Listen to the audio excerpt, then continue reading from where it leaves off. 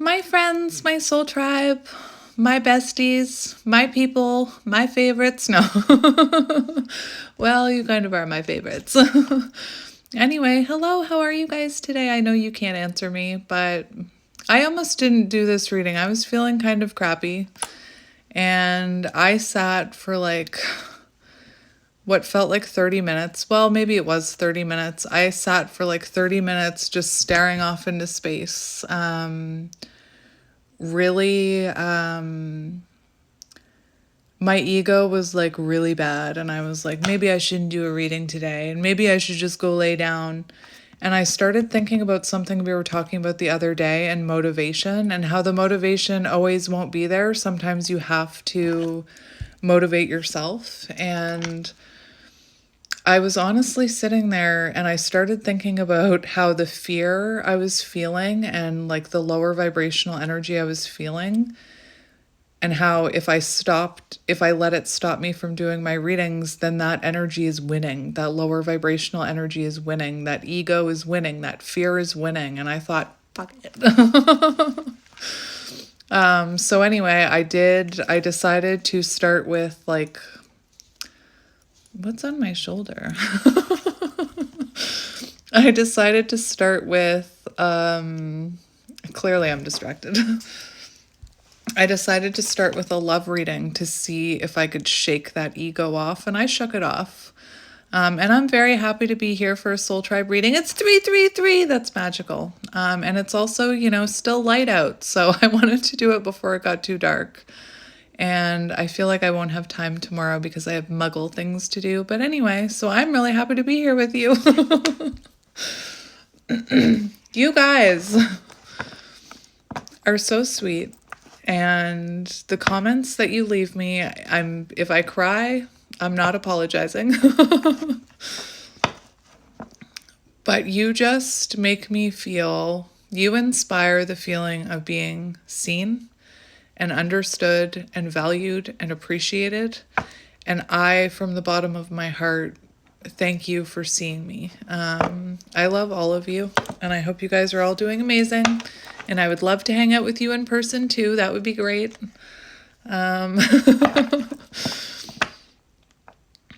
But yeah, I was, this morning before that energy hit me where I wasn't sure if I was going to do a reading, I was thinking about the Healing Waters deck. So, you know me, once I start thinking about a deck, I have to use it, or if I touch it, I have to use it.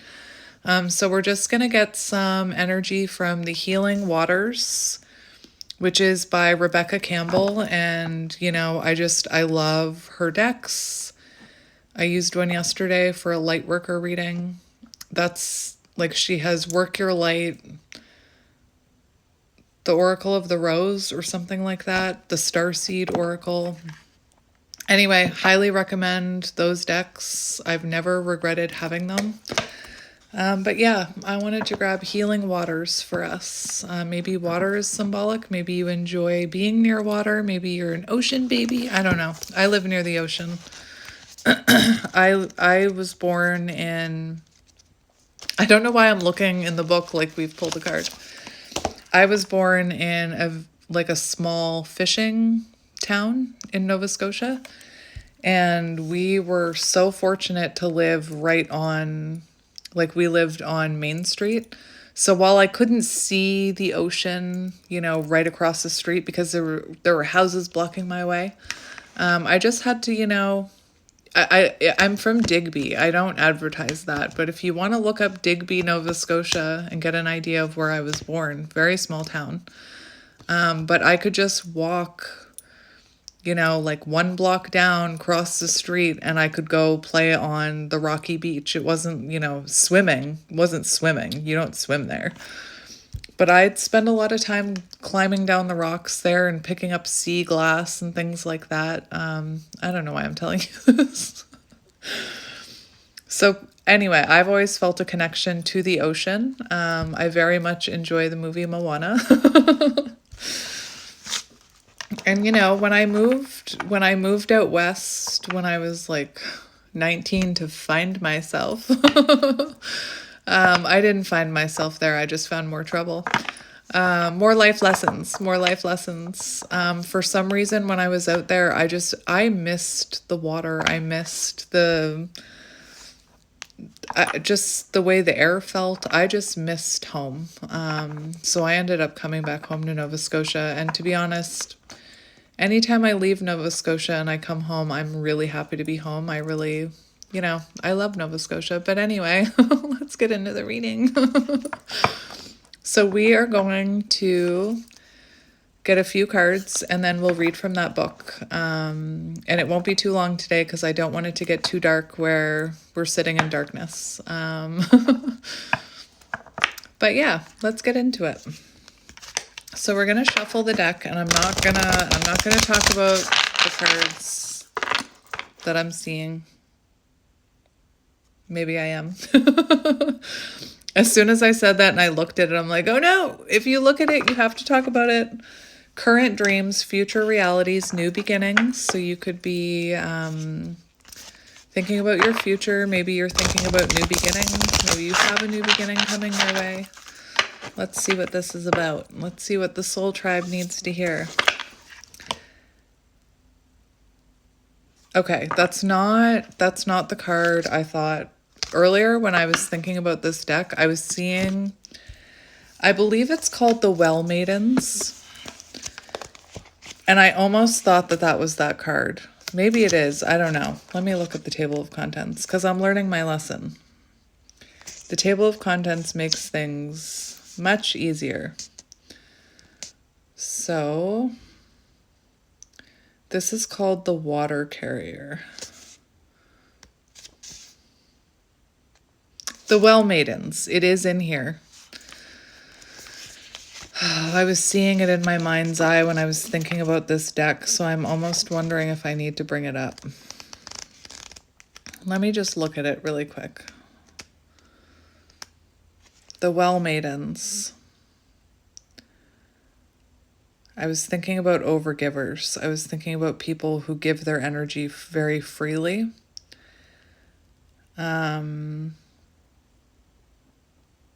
I'm just going to have to read it to you now because I mentioned it.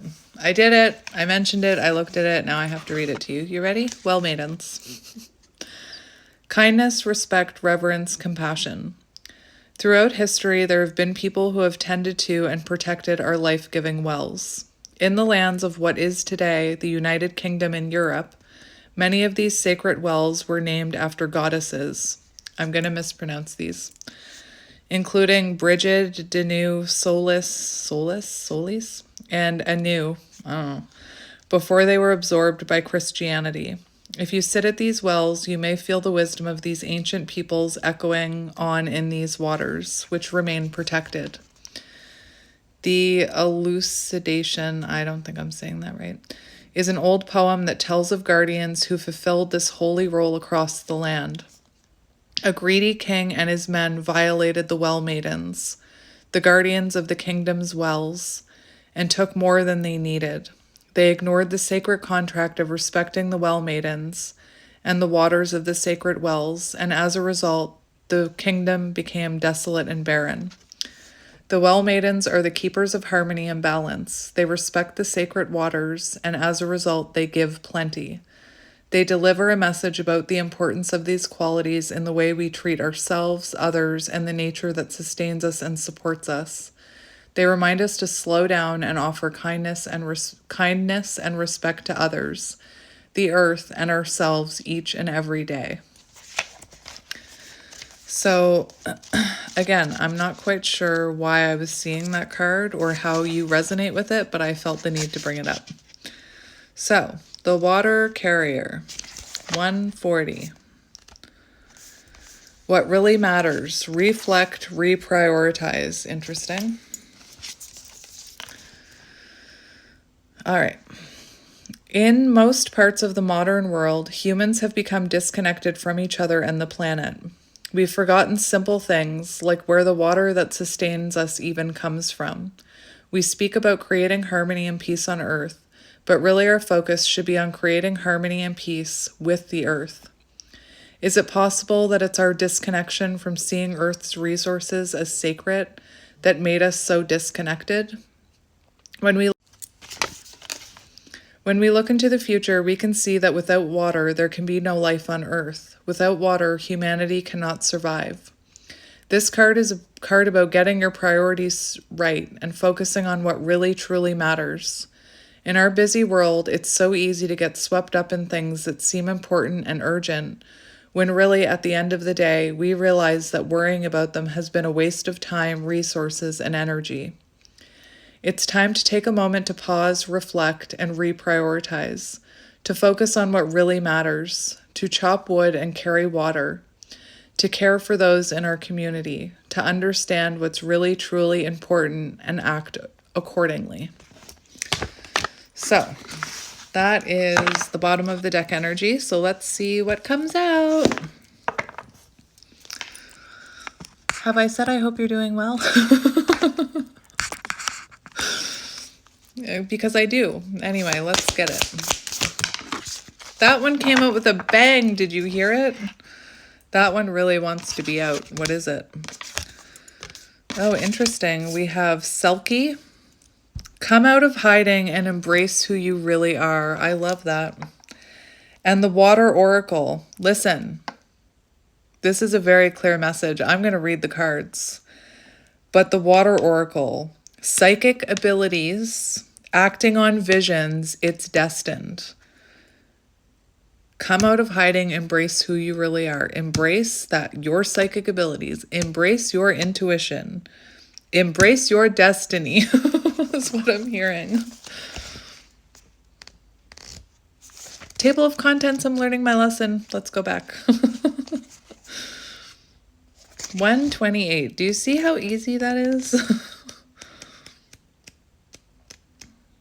128. Come out of hiding and embrace who you really are. I actually don't want to read this one first. I know that sounds weird. But I want to read the Water Oracle to you first, which is on page 144. So let me put this, I'm just going to put that card in there so I don't lose my spot. 144, the Water Oracle. Psychic abilities, acting on visions, it's destined. Water has long been associated with the feminine mystical arts, with seers, oracles, and psychics, using it to receive visions of the present and future. Scrying is a mystical practice that has been used since ancient times all over the world. It's the art of gazing into something with a reflective surface, including water, to detect messages or visions. The earliest documentation of scrying reaches back to ancient Babylonia, however you say that word. It's believed that the scryer would add oil or flour to a bowl of water and then read the resulting mixture to receive helpful visions. This divination practice is referred to as I don't know what that word is. Lecanomancy. Someone tell me. When the Water Oracle appears before you, it's a sign that something is destined, written in the stars. Maybe you're living with a question at the moment, or perhaps you've received unexpected guidance to make a change in your life, but you're unsure whether it's your heart or your head talking.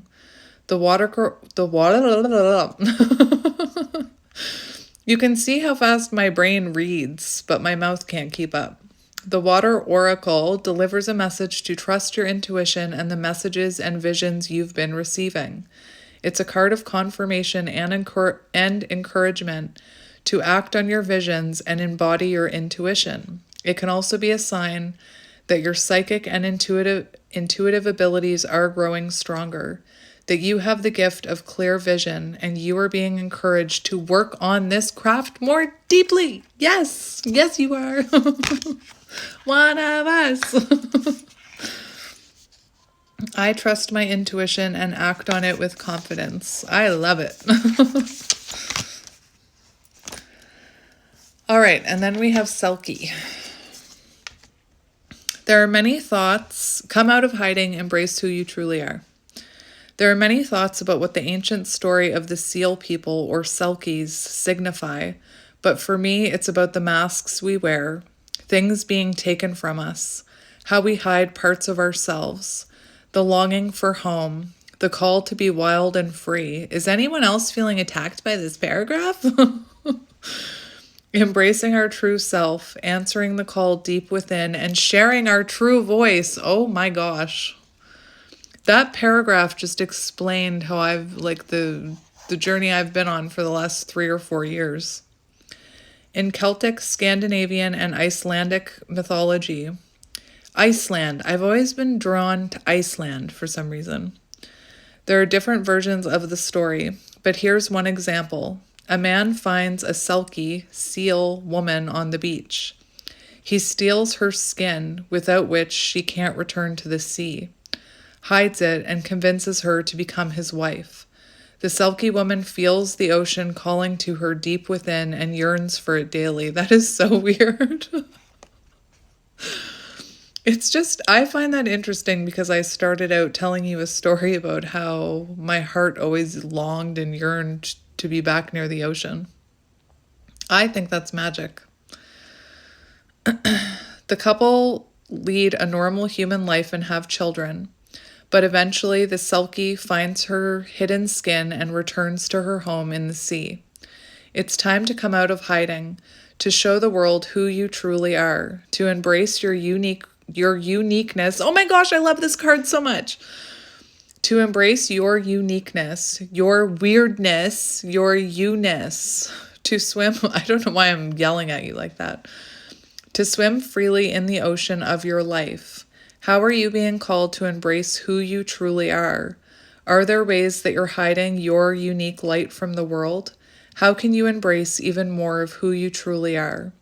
Are there ways you're not showing up as your full true self in your life or your relationships? How are you being called to share your voice? Where do you feel held captive? What do you need to do to feel free? How can you embrace who you truly are?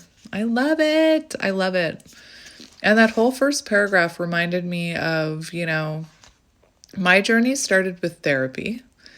And then through therapy, I started to discover neurodivergencies. And through that, I discovered that, I was ADHD autistic. So then that started my unmasking journey where I was trying to unmask everything. I was trying to be my authentic self because I had spent my whole life hiding who I was and masking. And then that led into a spiritual awakening. And again, it's been a ride.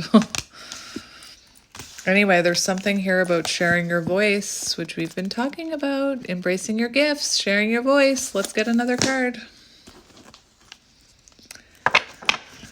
All right, so let's see what else my soul tribe members need to hear. We have ride the waves, life lessons and growth. You will get through this. So you could be going through some type of lesson right now that feels challenging. You could be going through some ups and downs in your life. Table of contents, I'm learning my lesson. Ride the waves, baby. 122.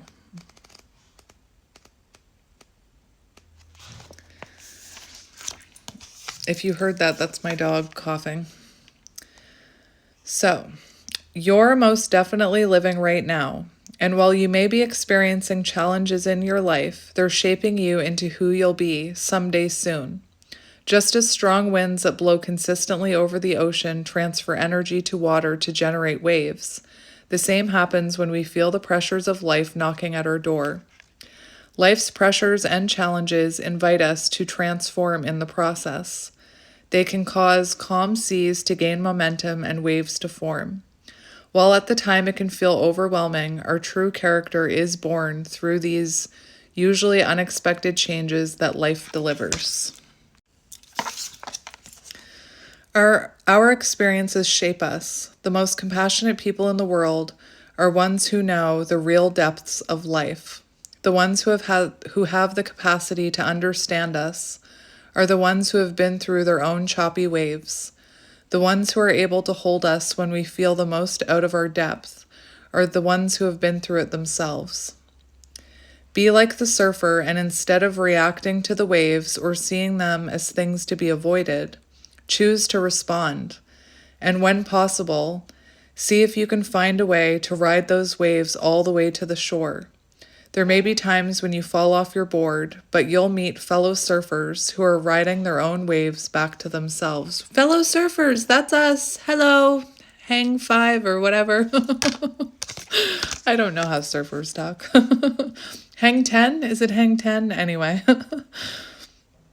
How can you respond to the waves of your life instead of reacting to them? How can you let the transformation happen? And this is really bizarre. It's reminding me of this thing that I saw where this person was talking about riding the waves, like letting transformation happen. And instead of trying to smooth out those waves, he was talking about like water and what would happen if you tried to iron water. It would create more ripples. It would create more friction. Whereas if you just let it be, it eventually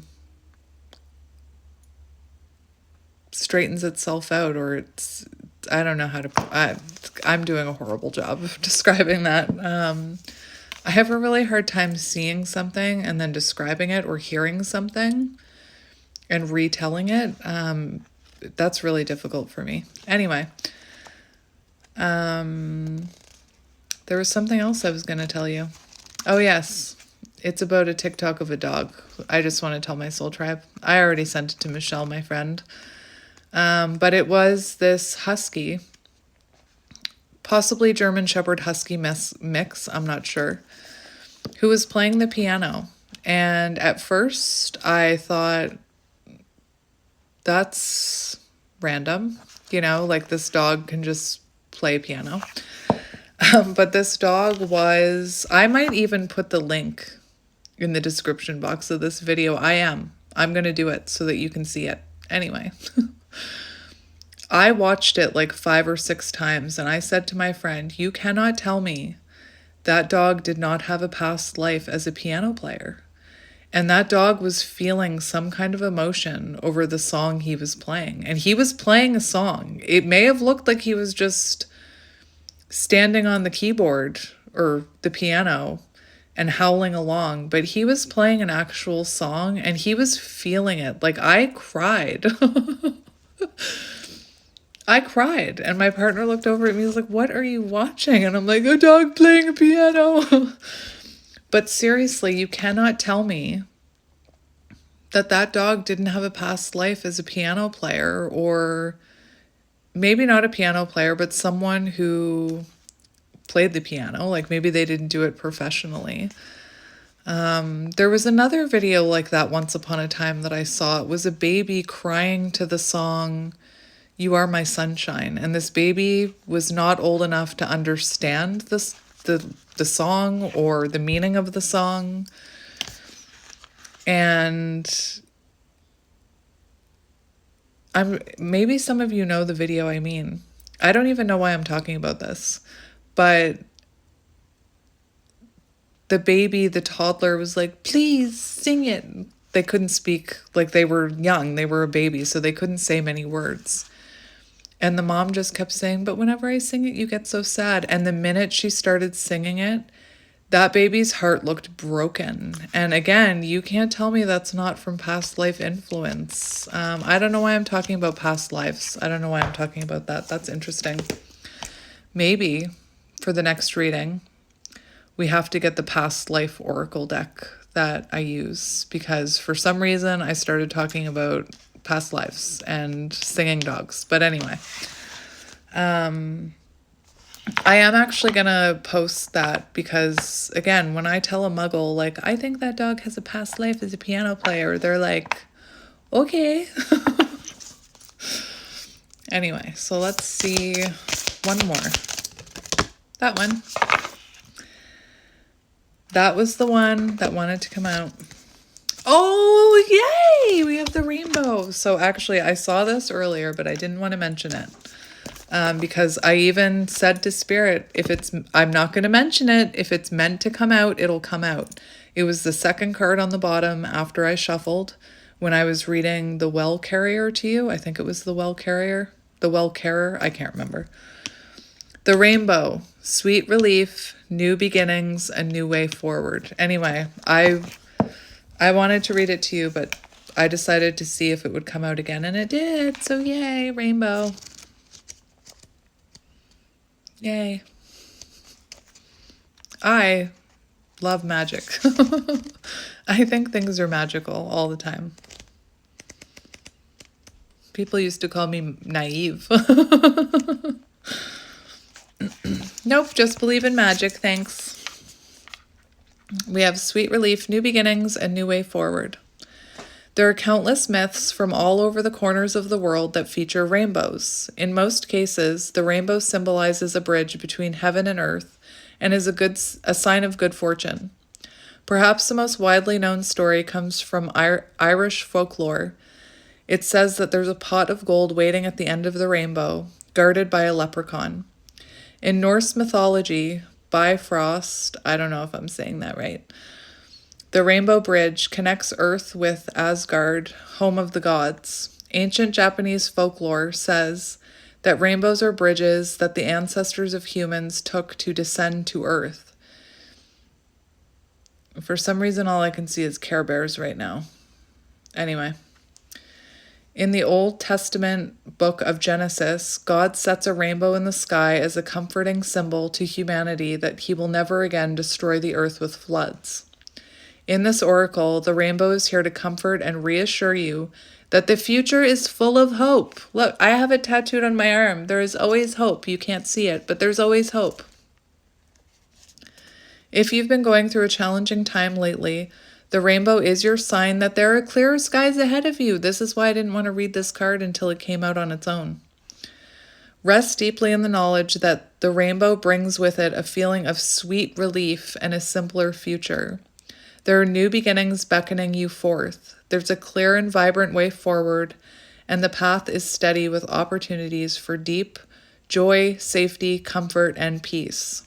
And your affirmation: I'm ready to welcome the new beginnings that are waiting for me. I am ready to welcome the new beginnings that are waiting for me. That was me saying it for me the second time. Anyway, there we go. That was lovely. Very nice deck. Very nice deck. I like the cards that came out for you. So remember, sweet relief, new beginnings, a new way forward, life lessons and growth. You will get through this, and afterwards you'll have sweet relief and a new beginning. Come out of hiding, embrace who you really are, embrace your you-ness, embrace your quirkiness, your authenticity, your weirdness, embrace it all. And psychic abilities, acting on visions, it's destined. So trust in your psychic abilities, trust in your visions. You are not crazy. And don't tell yourself you're crazy either. And thank you for the person who confirmed that that paragraph was whack. There was something wrong with that paragraph that just did not translate to me. So I'm going to read this chapter. It's called There Are Three Types of Losses in Our Lives, and each teaches us something different. So I'm just going to go ahead and start a new one. For as many things as we grow into and gain in life, in equal proportion we lose, outgrow, and gravitate away from others. But we don't respond to every loss in the same way. There's a reason why we are so absolutely devastated in the face of some breakups, but neutral, if not grateful, for others. There's a deep psychological current running beneath the surface of these events in our lives, one that we often aren't conscious of. There are ultimately three types of loss that we experience in our life, and each is meant to teach us something about ourselves. Number one is heartbreak. Heartbreak is when someone we love doesn't meet our expectations. It's when feelings are not reciprocated, or when someone we care about can no longer be in our lives. Heartbreak makes us feel vulnerable. The ache isn't actually that someone has hurt us, rather that we constrict our hearts and want to close off to connection in order to keep ourselves safe. Heartbreak is painful, but it doesn't make us suffer. Heartbreak is when we get ghosted, when we have a casual partner who moves on. When we lose a family member but feel grateful for they are at peace. Though it stings, heartbreak is not an inherently unhealthy thing. It is a natural response to loss. Heartbreak actually teaches us what it means to love and makes us appreciate what it means to have someone in our lives, because we are now aware of how easy it is to lose them. Attachment. Unlike heartbreak, the loss of an attachment is when someone we relied on for some fundamental stability or sense of self leaves. It is easy to confuse this for love. But the difference is that when we lose an attachment, we are devastated to the point of feeling unable to function, which usually serves as the catalyst for some kind of radical or sudden self-growth, development, or change. When we lose someone we are attached to, we go through a radical process of disintegration, and often experience a drastic shift in our idea of who we are, what we believe, and where we stand in the world. The pain of losing an attachment is The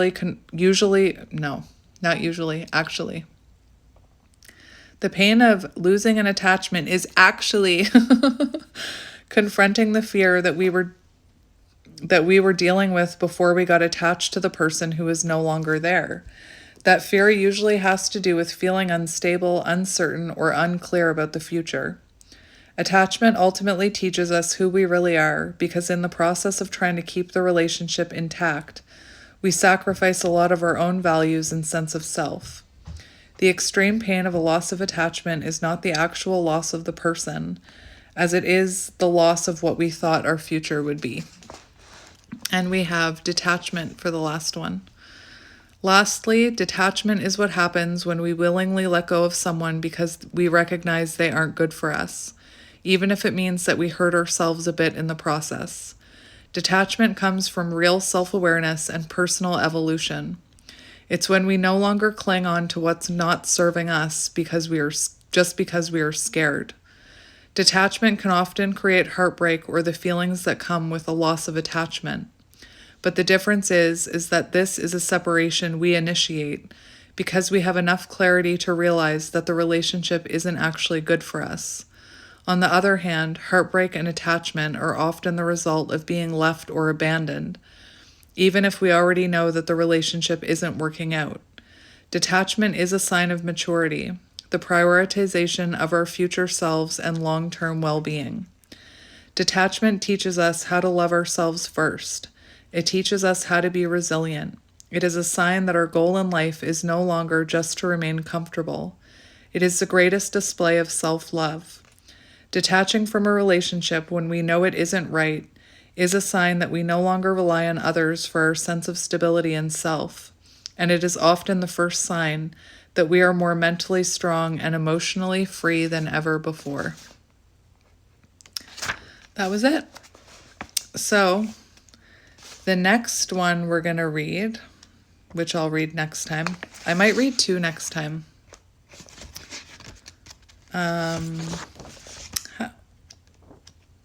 Oh, that one's too long.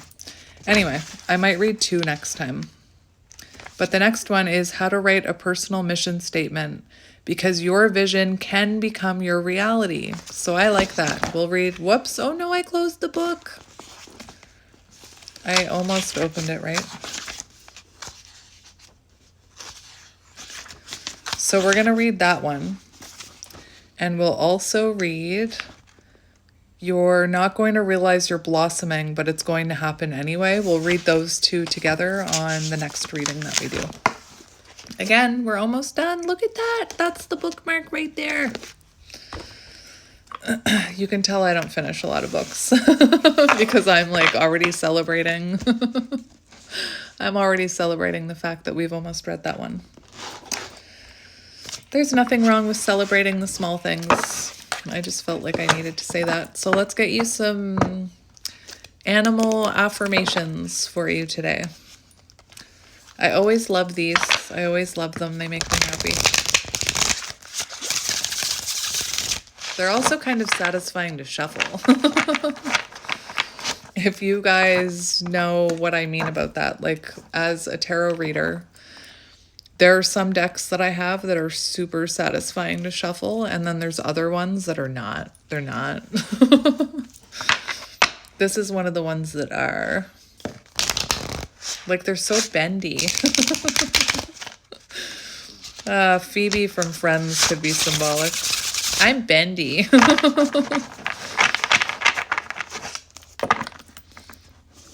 All right. So we have life is art. I see my entire life as a work of art, and I choose to be the artist creating it. Rather than sit around as a passive audience member, I pick up a pen and write my own story. That means every day is an act of creation, as I constantly strive to be the sort of hero who fearlessly follows their bliss, curates beautiful, non-toxic relationships, and almost always resists having a donut. All right, so let's see what you need to hear, my friend. What does my bestie need to hear? What advice does my bestie need to hear? Happy Thanksgiving if you're in the States, even if you're not.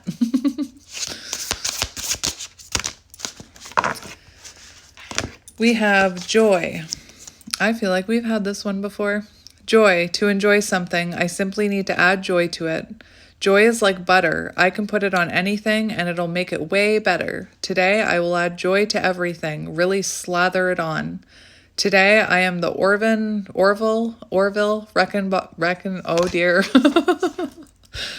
Orville Redenbacher of joy. It's life's popcorn is about to get it. We have open-mindedness. I cultivate and maintain an open mind that is ready and willing to be pleasantly surprised. Rather than write off new ideas, I stop assuming they won't work. Rather than write off new associates, I stop assuming I won't like them. Instead, I dare them to all prove me wrong. What a pleasure it will be to lose that bet. And if it turns out that my negative instinct was right, well, I told you so. And we have truth, my truth. I'm the rock star that carries my truth, and I can share that twisty-turny, complicated inner truth with pride.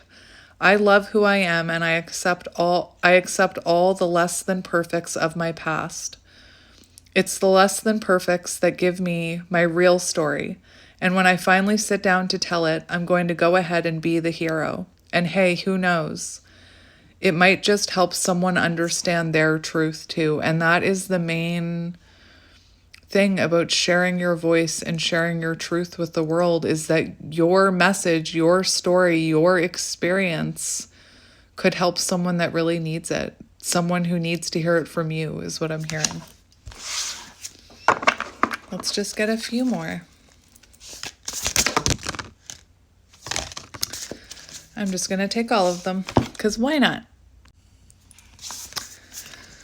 So, interesting. I saw that one when I was shuffling.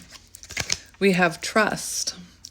I trust that everything will be okay in the end, partly because I simply know it in my gut, but also because it's way more fun to live with trust and confidence than be a defensive wiener. I love that one. Receiving. I open up and allow myself to receive love in all ways from all directions. It may seem scary, but it's better than receiving audits, bedbugs, or hate mail. I receive love and it feels so good that I decide to receive it some more, and then some more, and maybe just a wee bit more. I love it. So maybe you're learning on how to receive love.